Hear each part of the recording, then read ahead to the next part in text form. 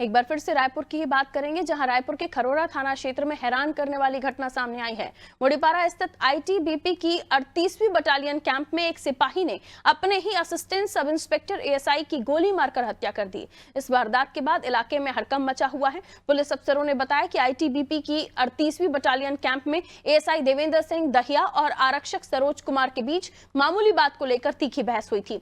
देखते ही देखते बहस इतनी बढ़ गई कि आरक्षक पर खून सवार हो गया और आरोपी आरक्षक सरोज यादव ने एएसआई देवेंद्र कुमार दहिया पर लगभग 18 राउंड फायर किए हैं, जिसकी वजह से उनकी घटनास्थल पर ही मौत हो गई। जानकारी के मुताबिक वर्दी के टर्नआउट में कमी होने पर एएसआई ने गाली देते हुए फटकार लगाई थी। इसी बात को लेकर विवाद बढ़ गया था।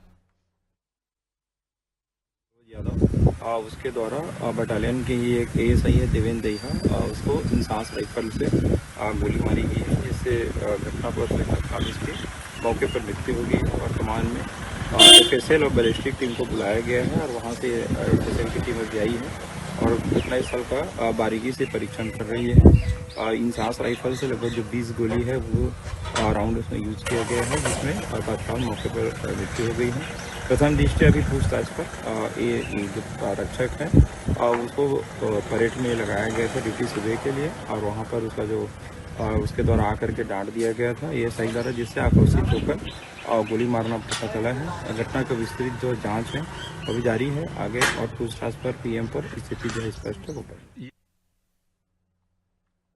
तो देखिए, दो डिपार्टमेंट एक ही है, बटालियन एक ही है और अलग अलग पदों पर बैठे हुए दो लोग आपस में किस तरीके से भिड़ते हैं। यहाँ एएसआई वर्दी के टर्नआउट को लेकर कुछ कह देते हैं, जिसके बाद एक आरक्षक पर इस कदर खून सवार हो जाता है कि वो ताबड़तोड़ गोलियां चला देता है और एक नहीं 18 राउंड फायर करता है। ये पूरी घटना संवेदनशील है, इसको और भी डिटेल में हम समझते हैं। कुलभूषण हमारे सहयोगी हमारे साथ जुड़े हुए हैं।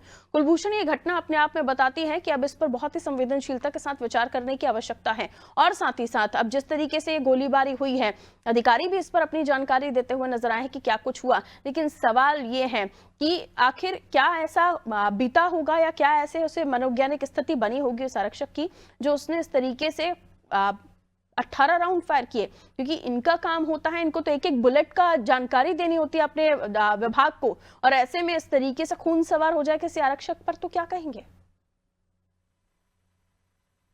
जी बिल्कुल। जिस तरह से देखा जा सकता है कि अक्सर हमें ये देखने को मिलता है कि इस तरह की घटना सामने आती है किसी कैंप में या आर्मी कैंप में या फिर पुलिस की कोई कैंप में। इस तरह की जो घटना है जहां पर आरक्षक को किसी गुस्से में आकर, आवेश में आकर या मामूली विवाद को लेकर इस तरह की फायरिंग या इस तरह की कोई भी घटना अगर जब सामने आई है, तो अक्सर ये चीजें निकल कर आई है कि काफी लंबे समय से जो प्रताड़ना होती थी वो चलते रहती थी और लंबे समय से इन चीजों को जो था वो दबा कर रखा जाता था। और आखिरकार कुछ ऐसी घटनाएं होती है या कोई मामूली विवाद होता है जिसमें लंबे समय का जो आक्रोश होता है, लंबे समय का जो दर्द होता है, वो अचानक से बाहर आता है और उसका नतीजा जो होता है इस तरह की किसी न किसी बड़े कदम को लेकर यहाँ पर उठाया जाता है। अगर आप मैं बताऊं, आज की जो घटना है वो भी बड़े ही हैरान कर देने वाली है, क्योंकि एएसआई के साथ में एक मामूली बात हुई थी, मामूली फटकार जिस तरह की, वो कॉमन सी बात है, इस तरह की कैब में ये बात होनी चाहिए, वो होती ही रहती है, क्योंकि मामूली वर्दी को लेकर यहाँ पर फटकार लगाई गई थी। हाँ, ये बात जरूर है कि एएसआई जो है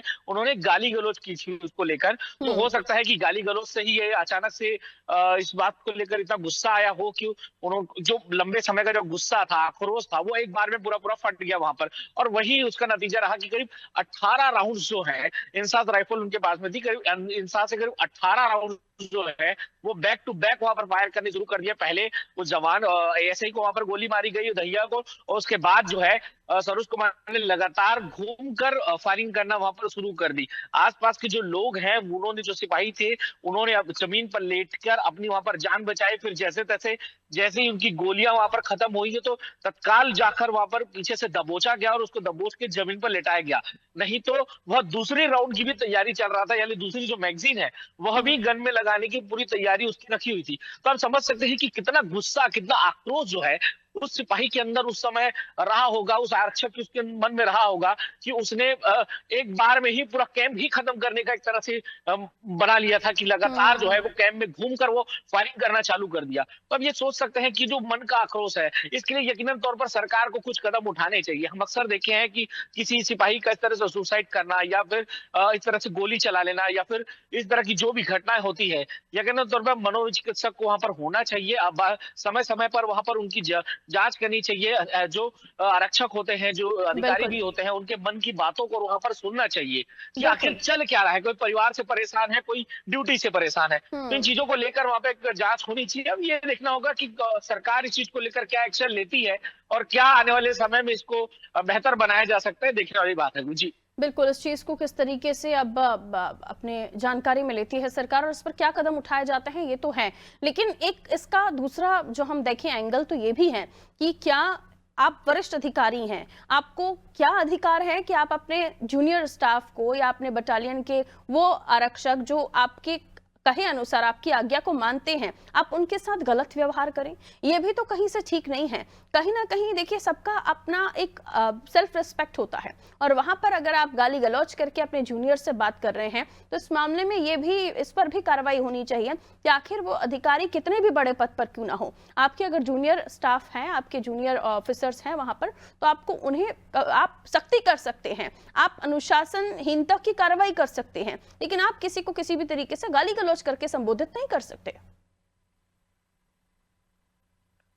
जी बिल्कुल, यही बात है। इसी वजह से पिछले दिनों जो है डीजीपी द्वारा भी यहाँ पर समय समय पर अधिकारियों की यहाँ पर बैठक ली जाती है और उसको ये समझाई दी जाती है कि आप किसी प्रकार की ऐसी कोई व्यवहार ना करें, क्योंकि जो आरक्षक है वो भी अलग अलग समस्याओं से वो भी जूझ रहे होते हैं। उनको छुट्टियां नहीं मिलती हैं, छुट्टियों के लिए लंबे समय से आवेदन वहां पर जाहिर किया जाता है, ना तो छुट्टियां मिलती है, ना वो परिवार को समय दे पाते हैं और लगातार उन्हें काम पर वहां पर लगाया जाता है। खासतौर पर आरक्षक और सिपाही लेवल के जो लोग होते हैं, सिपाही होते हैं, उनको वहां पर धूप में, कड़ी रोड में खड़े होना या प्रोटोकॉल ड्यूटी, तो इस तरह की चीजों पर लगाया जाता है, जिससे दिन दिन भर वो जो है 2-2 दिन तक धूप में वहां पर खड़े रहते हैं। तो उनसे ज्यादा जो फ्रस्ट्रेशन है, जो अंदर का जो गुस्सा है, जो उबार है, वो वहां पर फटता है। और चूंकि घर की भी जो समस्याएं होती हैं, ऑफिस से भी जो समस्याएं होती हैं, देर रात घर जाना, सवेरे से फिर फटीग ड्यूटी जो उनकी चालू हो जाती है, तो यकीनन तौर पर ये तमाम चीजों की वजह से जो आक्रोश है वो फूटता है। और जैसा कि हमने कहा था कि एक छोटी सी बात जो है वो एक सुई की काम करती है, जो